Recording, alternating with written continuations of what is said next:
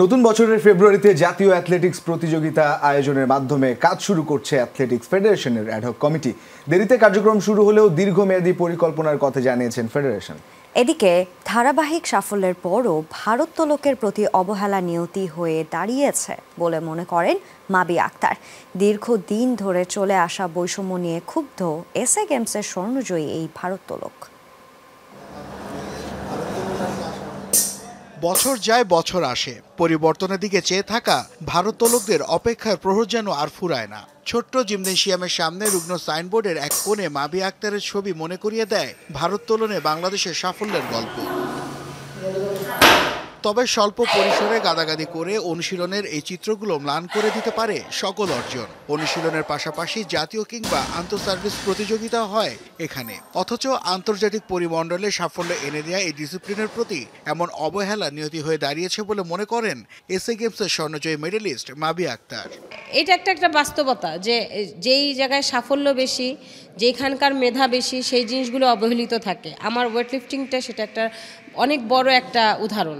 কারণ আপনি দেখেন আসলে ঢুকতে আর আমার ছবিটা আমি বলবো যে যেটা দেওয়া সেটা এখন এমন একটা গেটের মধ্যে ছবি দেওয়া যে অনেকে দেখতেই পারে না। আমাদের ওয়েট লিফটিং জিমটা কেউ চিনেই না।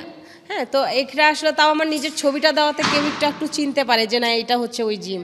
দীর্ঘ সময় ধরে চলতে থাকা এমন বৈষম্য নিয়ে ক্ষুব্ধ মাবিয়া, তাই দেখেন না কোনো আশার আলো। চেয়ারের ক্ষমতা ছেড়ে খেলাটির প্রতি ভালোবাসা থাকলে আরো আগেই উন্নতি সম্ভব ছিল বলে দাবি এই ভারোত্তোলকের। আমাদের হল ভাড়া চাচ্ছেন, আমাদের কাছ থেকে বিদ্যুৎ বিল চাচ্ছেন, কিন্তু এটা সরকার তৈরি করে দিয়েছে আপনাকে।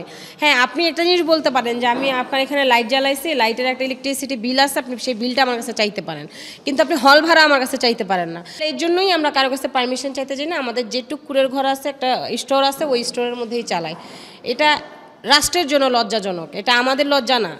এদিকে নতুন বছরের ফেব্রুয়ারিতে জাতীয় অ্যাথলেটিক্স প্রতিযোগিতার মাধ্যমে কার্যক্রম শুরু করতে যাচ্ছে অ্যাথলেটিক্স ফেডারেশন। থাকছে তৃণমূল থেকে অ্যাথলেট তুলে আনার লক্ষ্য।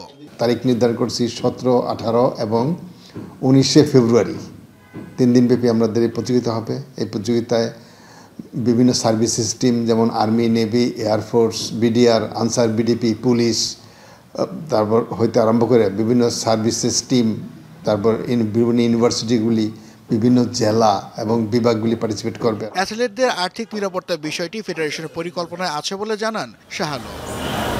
নাসিফ শুভ, যমুনা স্পোর্টস, ঢাকা।